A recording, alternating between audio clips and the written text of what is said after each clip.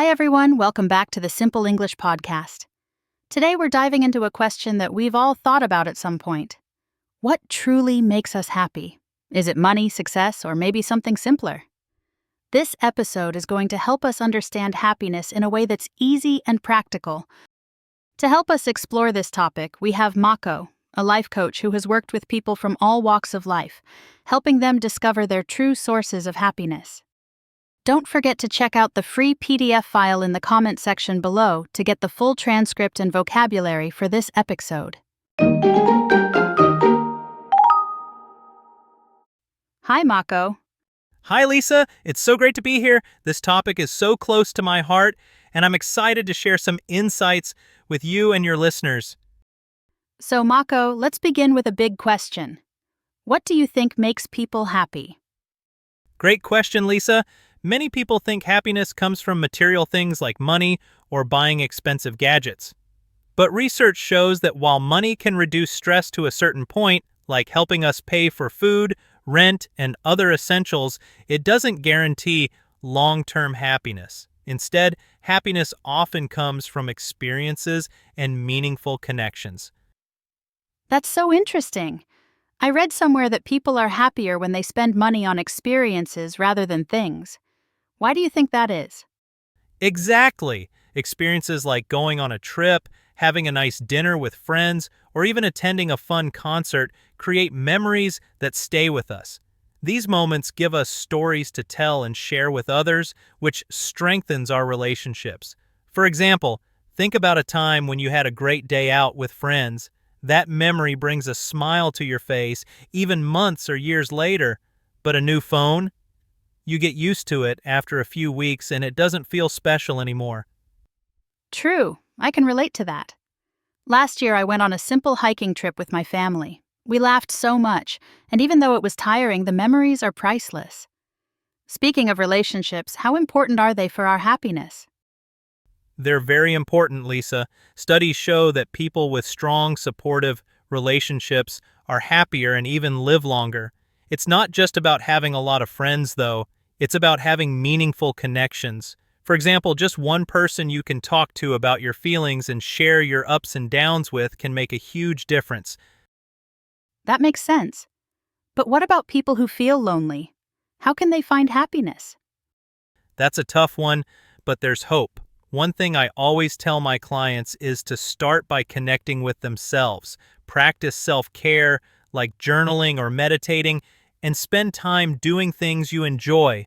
Once you feel good about yourself, it becomes easier to connect with others. Joining a club, volunteering, or even just saying hello to a neighbor can open the door to new friendships. I love that. It's a reminder that happiness often starts with small steps. Mako, what's your take on gratitude? People always talk about it as a key to happiness. Gratitude is incredibly powerful. When we focus on what we're thankful for, we shift our mindset from "I don't have enough" to "I have so much to appreciate." This can be as simple as writing down 3 things you're grateful for each day. For example, I'm grateful for this podcast because it allows me to share ideas that might help someone feel better. That's beautiful, Mako. I've tried keeping a gratitude journal, and it's amazing how it changes the way I see things. Even on bad days, I find something good to be thankful for. But what about challenges or tough times? How can we stay happy when life is hard? That's a great question, Lisa. Tough times are part of life, and it's okay to feel sad or frustrated, but happiness doesn't mean avoiding negative emotions. It's about how we respond to them. Building resilience is key. For example, when something goes wrong, try to focus on what you can control and learn from the situation. Maybe you lost a job, but it could be an opportunity to explore something you're passionate about. That's such a healthy way to look at things. So, Mako, if you had to sum up the main ingredients of happiness, what would they be? I'd say it's a mix of meaningful relationships, gratitude, experiences over material things, and a positive mindset. And let's not forget the importance of giving. When we help others, whether through volunteering or simply being kind, it boosts our own happiness too. Absolutely. I remember volunteering at a local shelter once, and the feeling I got from helping others was so fulfilling. Exactly, Lisa. Happiness is often about looking beyond ourselves and finding joy in the connections we build and the lives we touch. Wow, Mako, this has been so eye-opening. I hope our listeners are feeling inspired to think about happiness in a new way. All right, Mako. Now it's time for our fun fact segment. Did you know that researchers found something really interesting about happiness and spending money? No, what is it? It turns out spending money on experiences, like a trip or going to a concert, makes people happier than buying things like clothes or gadgets. Experiences create memories, and those memories bring happiness long after the event is over. That's so true. Think about it. Do you remember every piece of clothing you bought last year? Or do you remember that amazing holiday you took? Exactly. I still smile when I think about my last vacation, but I can't even remember what shoes I bought last month. That's a perfect example, Lisa. It's a reminder that investing in moments, not things, is often the better choice. Well, Mako, this has been such a great conversation. To wrap up, let's give our listeners a quick summary. Sure. Happiness comes from meaningful relationships, having a sense of purpose, and practicing gratitude. Plus, focusing on experiences over material things can bring lasting joy. That's amazing advice. Okay, everyone, it's time to learn some important vocabulary related to the topic. The first word of today is gratitude.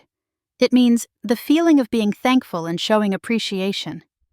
Example: practicing gratitude can help you focus on the positive aspects of your life.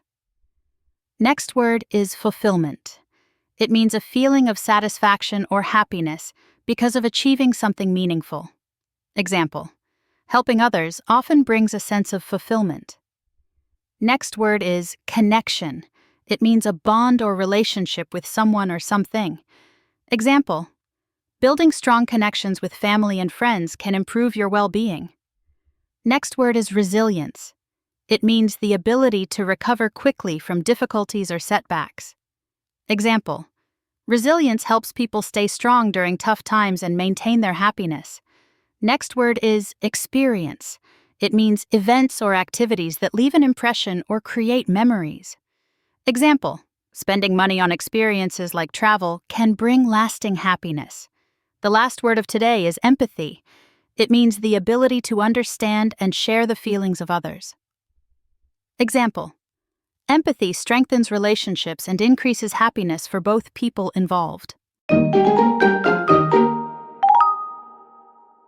Thank you so much for listening to the Simple English Podcast. I hope you enjoyed today's episode and learned something new. Don't forget to like, subscribe, and leave us a comment about how do you find happiness in everyday life. We'd love to hear from you, and bye for now.